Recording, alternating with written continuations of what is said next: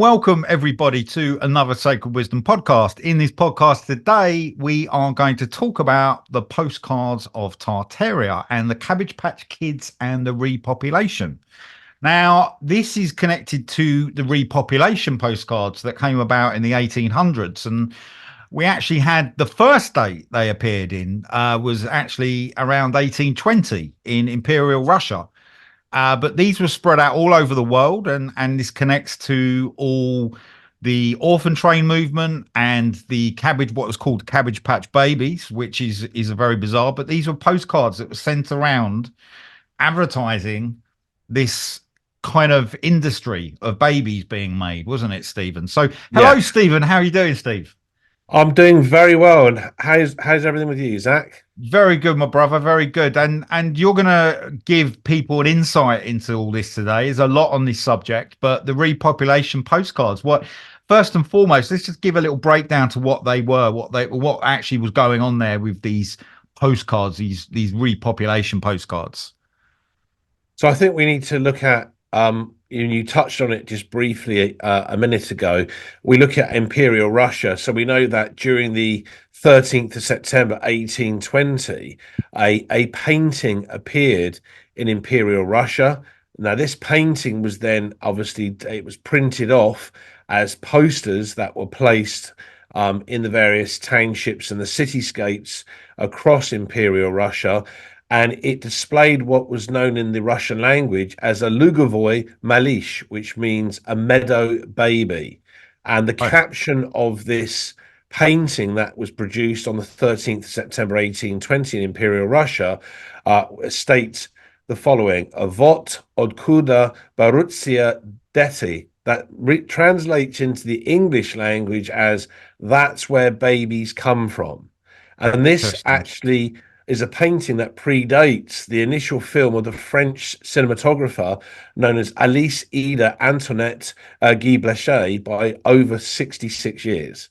So that's interesting to note, where we see obviously the collapse and the eventual destruction of Great Tartaria and the Old World Empire. And it was northern Russia really where the actual cultural and political basis of Great Tartaria had arisen from.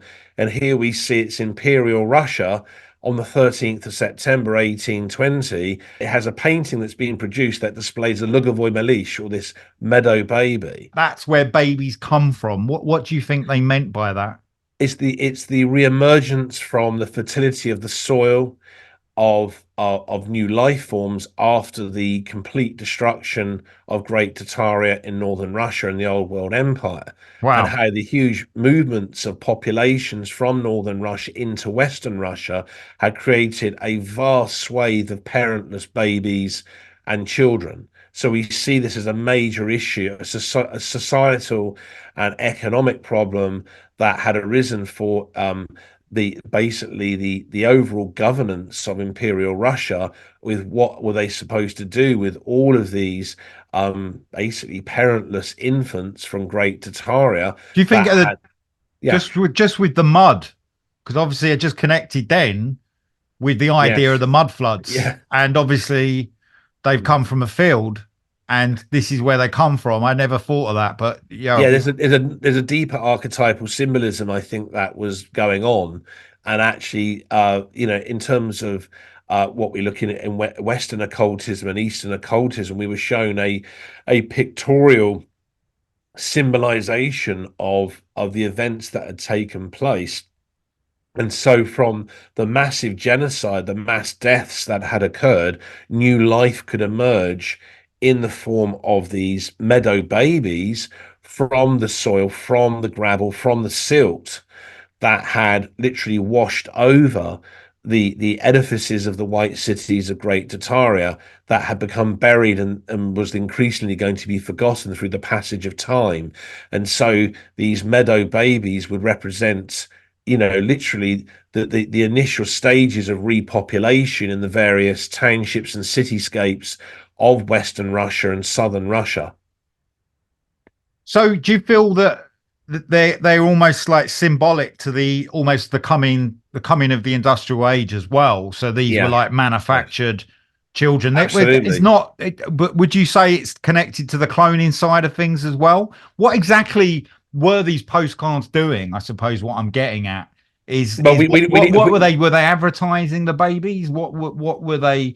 Were well, they if we take a look at the actual statement in that painting, vot adcuda barutsia dete, that's where babies come from. Now that was a repeating narrative or statement that was passed around the urban conurbations of Imperial Russia at the time in 1820 and then onwards. And we have to remember that hundreds of the female Komisarniki, also known in the English language as the chosen united officers or commissioners of right? Imperial Russia, were tasked with being surrogate mothers and social workers to these parentless infants from Great Tartaria. So they're one of the main tasks they had to accomplish was the rehousing of these infants from Great Tartaria with certain families in the townships and the cityscapes of Western Russia and Southern Russia. So the commissionerki, or the chosen united officers or commissioners, and when it came to these infants, they were mainly designated as females. So there was the nurturing aspect of the surrogate mother, who represented an employee of the state of Imperial Russia, taking control and being a temporary parent and social worker to these infants. So yes, it was connected really in some form or another to the Industrial Revolution, to the Industrial Age, to the kind of eventual mechanization of thought and cognition in human consciousness. And it's sad in that way, but you can see there was a certain kind of logic that was going on at the time, and how they facilitated the supports they gave to these infants from Great Tartaria. And that painting was seen as very important. It was a very symbolic representation of the reemergence of these newer kinds of populations that would be then going into Western Russia and Southern Russia. So So these postcards, they you were they were seen as like a bit of an advertisement, right? they were a form of propaganda, and Right. they were a way of familiarizing the Russian people, and eventually, obviously, the European nations, and obviously the populations in North America, with the idea that it was a naturalistic process. These repopulation postcards were literally visual representations or brief stories, really, of what was to come. This obviously is before the advent of television and film came along and became the main audiovisual form of imprinting for the Right. public. Right. So Okay. So they yeah, were a form of media indoctrination yeah, sort of programming. yeah. It Yeah. was a Yeah. pictorial prints in the form of these postcards of Tartaria to give people that impression that the state would have increasing intervention in the nurturing again of the children of tomorrow, the infants of tomorrow, very much really in line with what eventually happened with the incubator babies. So these were all just different forms of state interventionism, and actually the fragmentation of the nuclear family, resulting from massive upheaval and trauma that had occurred. If you had the second mud flood in Yeah, 1834 around that date, so there was huge catalysms happening around the world while you had these that's right. postcards being produced as well. So yeah, what's happening Well, we there? have to remember that these female commissionerki, or chosen united officers or commissioners, that were sent into the Murmansk Oblast, the Karelia Republic, the Archangelisk Oblast, the Komi Republic, the Yamal-Nenets Autonomous Okrug, the Krasnoyarsk Krai, the Sakha Republic or Yakutia Republic, and the Chukotka Autonomous Okrug, the Magadan Oblast, and the Kamchatka Krai. So these are all locations in northern Russia to get, and they were sent in, these commissioners, to gather as many of these meadow babies or parentless infants as possible. And one of the reasons is many of the parents were so traumatized and so poverty stricken, they simply did not have the resources to look after their own infants. So there was obviously a safeguarding risk that those infants would become malnourished, maybe dehydrated. And so these commissionerki, or chosen United officers or commissioners, who are predominantly female, were sent in to all, northwestern Russia, north central Russia, and northeastern Russia, in the faraway north. And much of that expanse of the Russian Federation, as it's known today, is actually within the Arctic Circle, and therefore Right. part of the Arctic North Polar region. So, it was incredibly remote out there. We know obviously a lot of it had been very fertile. There was millions of acres of farmland or agricultural expanses. They were growing fruits, vegetables, and cereal grains on, but a lot of this was destroyed with the first mud flood and so on. So there really wasn't the infrastructure or the resources for a lot of these parents of these children from Great Tartaria available for them to continue being supportive mothers and fathers. And so it was a kind of an emergency situation that took place. Mm. And it was very convenient the time it did take place as Again, well, because yeah, it happened. This is what I keep looking into when I'm looking at the dates. I'm looking yeah. at all this information and all what was going on around it as well. We can see, I mean, I've used the phrase before, but it, by default, you see the state interventionism steps in because of the seemingly random events, such as the first mud flood, the second mud flood, and so forth, as well as, agricultural farming collapse, the washing away of thousands of square kilometers of topsoil with all the nutrients, destroying all the roots of the fruits, the vegetables, the cereal grains. So there wasn't any self-sustaining kind of agricultural processes going on in large expanses across, northwestern Russia, north central Russia, and northeastern Russia.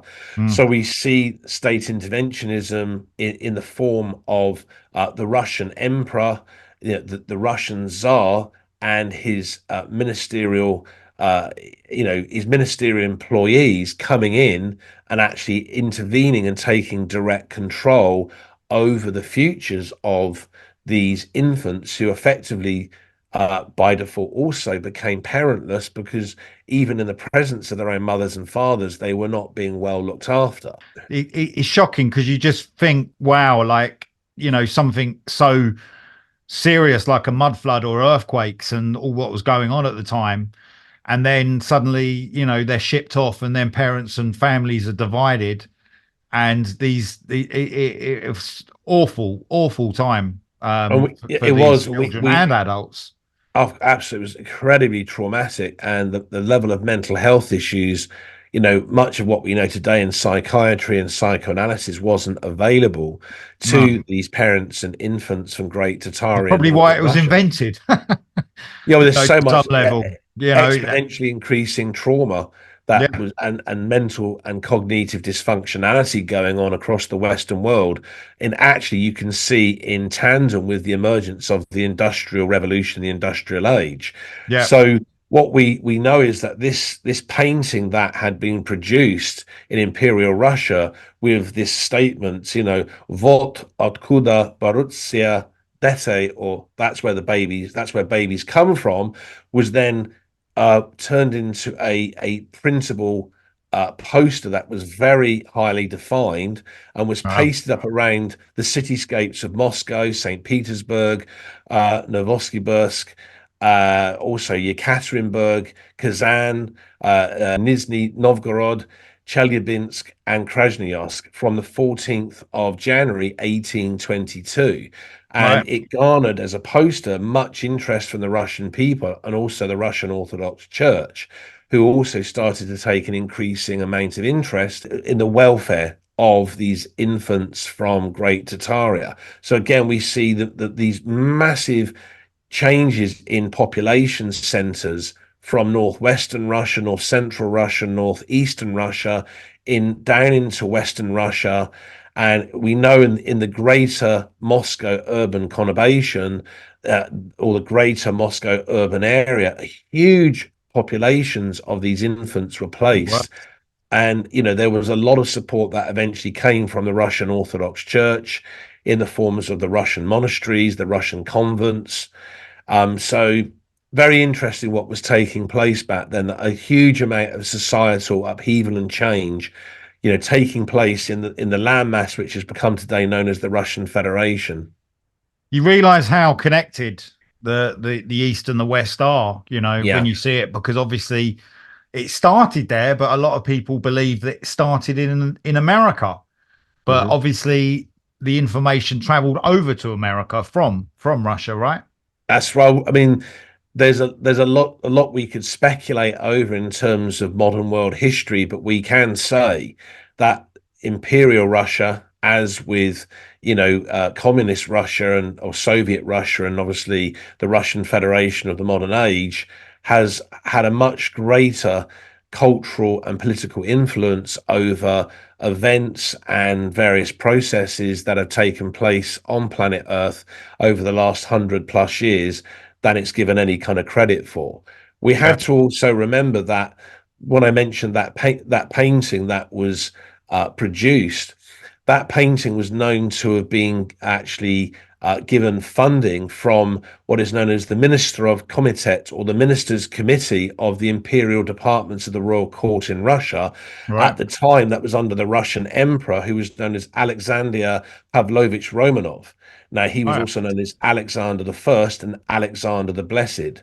So he was very much involved with his ministers' committee and the imperial departments of the royal court in effectively imperial Russia, Mm, with promoting that painting and obviously what we can phrase as the postcards of Tartaria. These mm, these printed versions of that painting with the meadow baby and being displayed actually pictorially and representing the emergence of newer kinds of populations that would emerge in Western Russia and Southern Russia after the destruction of Great Tartaria in Northern Russia. So that's interesting to mm. note the involvement of the Russian monarchy in the overall Yeah. welfare of these infants from Great Tartaria. So there's a lot that isn't discussed, and it's very interesting to note that the actual postcards of Tartaria, these repopulation postcards that emerged in the United States of America,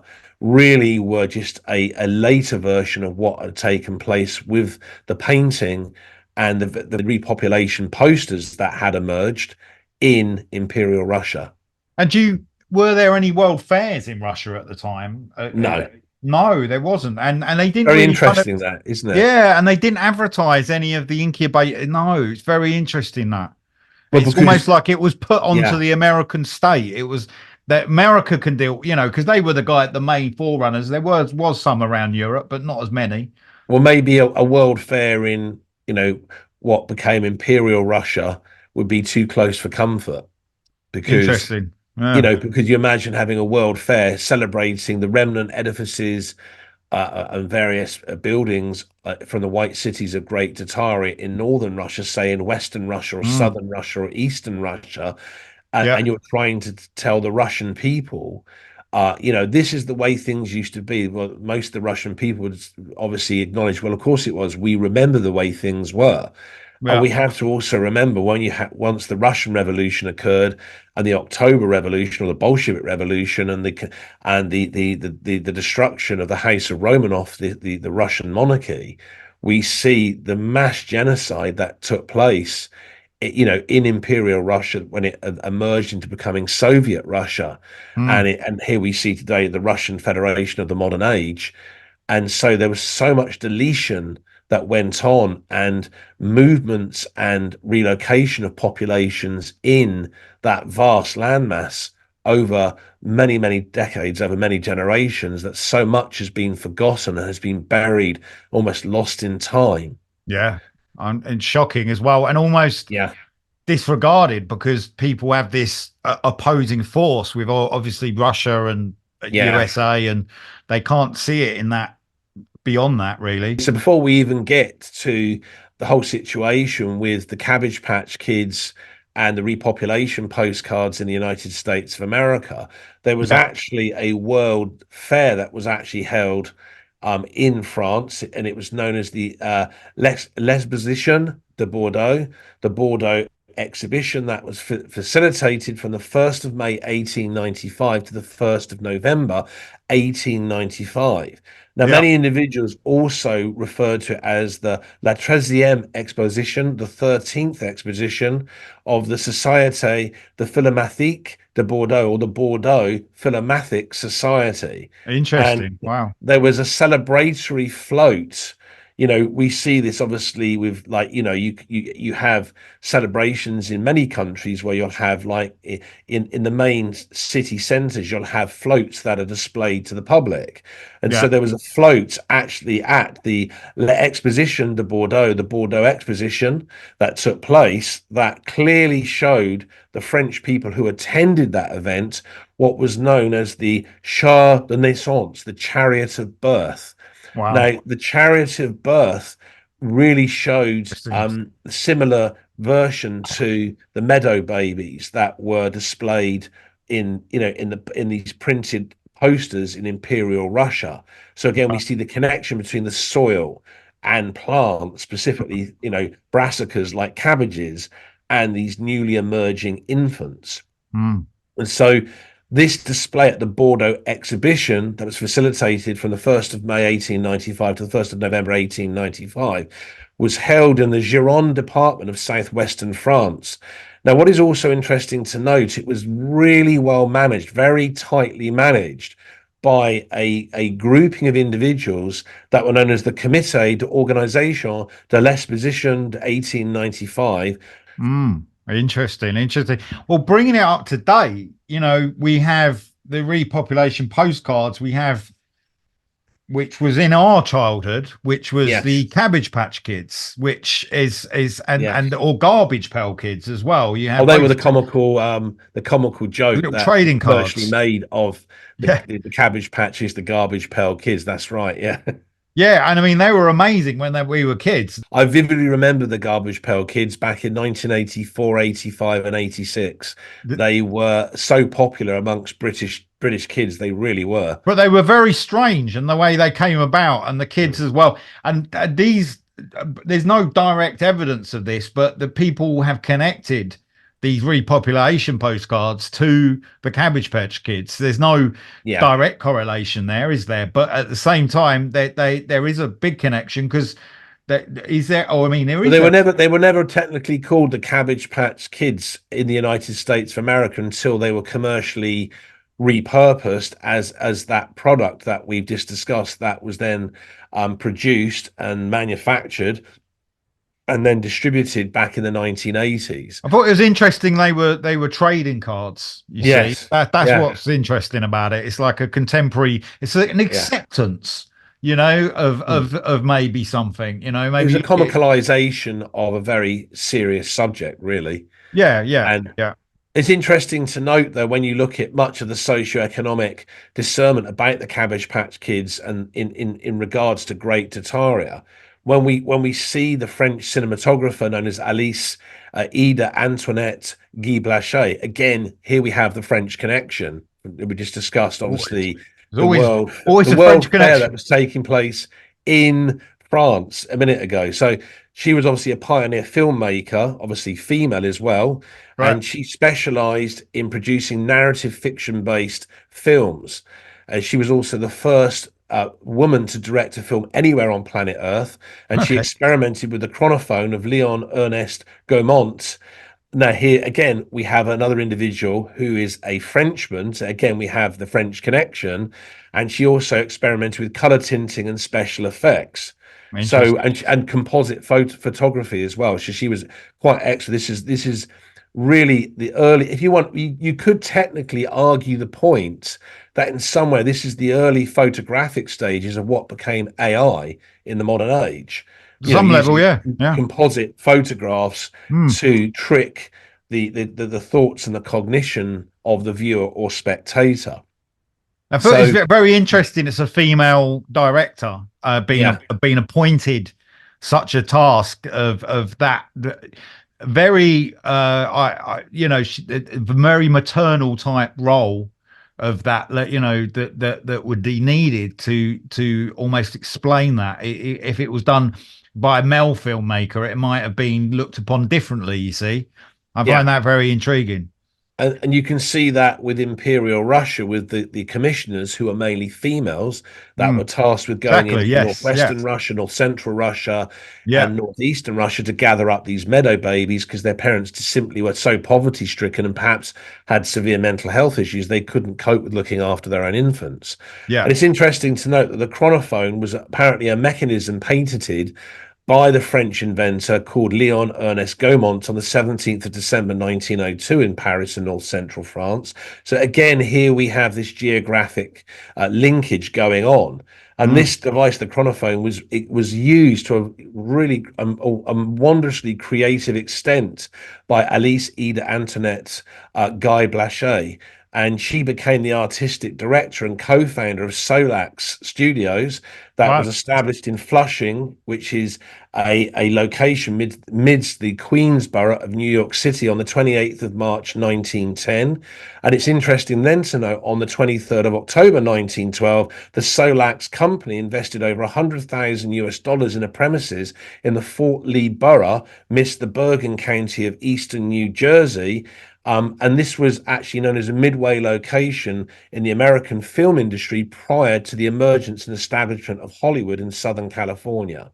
Wow. So she was Amazing. really involved, very high up Interesting. in the overall, the Eastern establishment when it came to investing and developing film and obviously television for the American people. She was really quite a unique individual and very creative, very resourceful, and a very intelligent lady. I think Um, it's amazing. It's fantastic. It was a female at that age because you don't really hear of many female yeah. filmmakers at that early on, at that early period. They all tend to be male.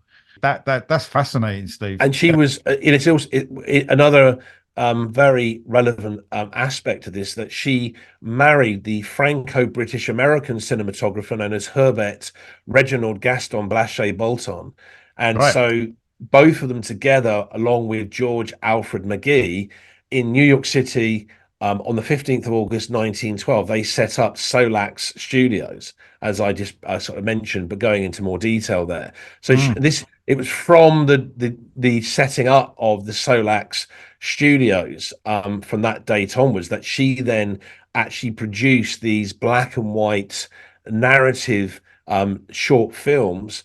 And it's interesting to note they were given French first names with English translations. So again, the French connection. So yeah. we have, for example, La Fée aux Choux, meaning the Cabbage Fairy of 1896.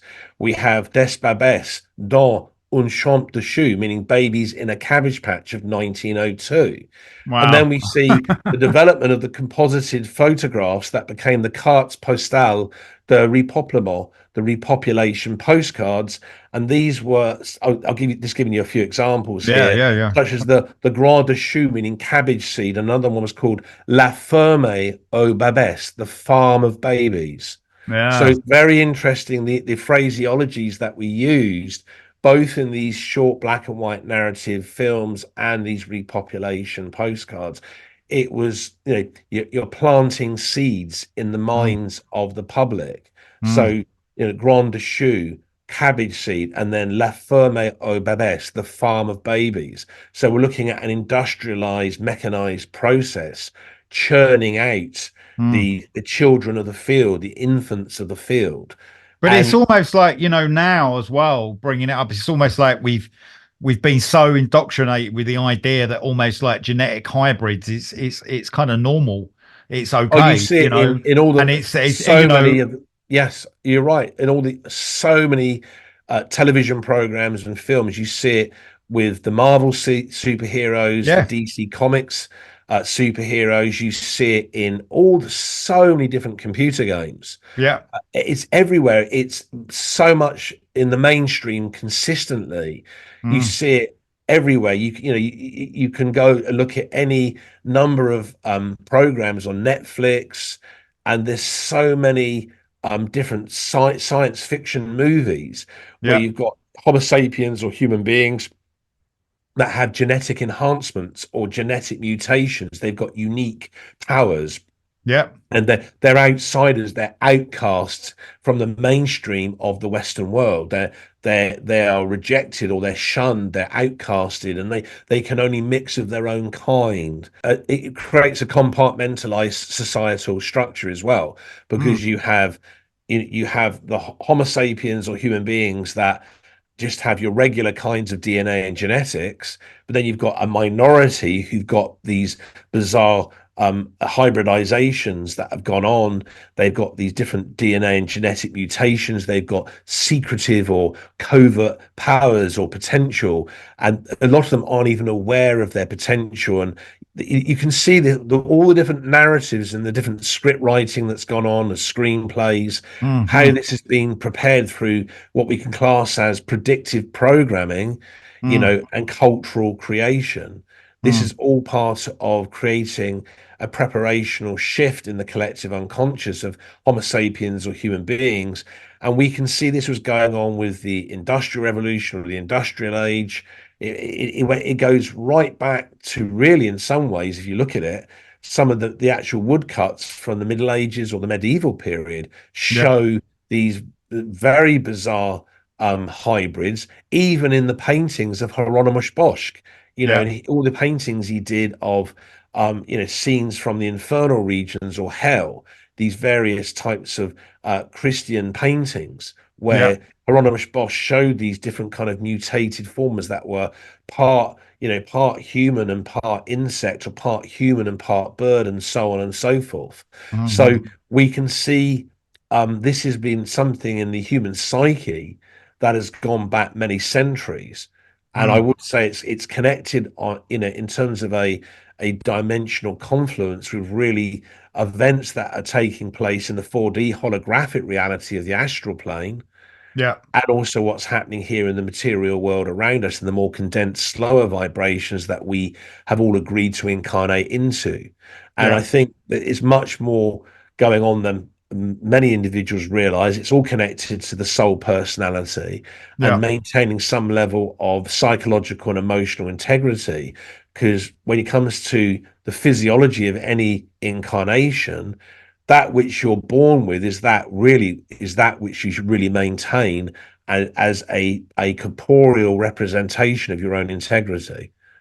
Yeah, and this is something, as you said, Steve. It's not. I feel it's something that's happened over quite a few lifetimes. This is, this is been a repetition going on of this to show us this mechanistic reality, and almost give us this, close down these other concepts of, connection and spiritual connection and our higher self. That's And right. Yeah, yeah. Steve, is there anything else you'd like to add? There is a I lot think more I've we could go no. into, I'm sure. I pretty much have said everything that I want to on the subject that we're discussing, and I think it's ironic these postcards of Tartaria really were almost a bastardized sort of representation of the eloquence and majestic wonder that had Magic of gone wonder, on. yeah. Yeah, Yeah. the brilliance of great Tartaria and the old world empire Mm, that was so tragically lost over many generations. But we can say, to summarize on a much more positive note, I do believe this is all part of a much more intricate and trans-dimensional, hyperdimensional process, yeah. where that which is forgotten will be remembered again. And I do believe, we will see with the inception or beginning of this new golden age or golden period around 2034, 2035, the arising of new kinds of occult technology that have connections with Great Tartaria. And I think as time goes by, we're going to see a lot of incredible discoveries that are made around them with excavations, and the various remnant edifices and buildings of Great Tartaria will be discovered in vast multitudes in many locations. It's going to be a very positive future for all Homo sapiens or human beings on planet Earth. At the moment, things are very, very mixed up. There's a lot of stresses and everything else, but all of that is all part of the process. It And is. this will be a much better planet Earth to live on in the very near future. That's well said, Steve, and that's very true. And I think it's all about remembering, and that's what we've aimed to do with these podcasts through the conversations that me and Stephen had, just generally have on life and phone conversations. We wanted to bring this information to you, so everybody out there does remember that you can. This is our perspective, but you look at it the way you want to look at it. Look into this information and make your own mind up, because there is so much surrounding this very surreal period that has brought us to where we are now, and it's where I wanted to understand, and so Stephen, where things kind of change, where things were reshaped, and this helps us remember all that. You can also purchase our book Luminous Worlds, which is available on Amazon in paperback and an ebook, and that's a fantastic book, and that's a follow on from Mysterious Realities. And Stephen, thank you so much. It's been incredible. Thank you, my brother. And that's okay. Brilliant. All right, it's a bye from me. And it's goodbye from me.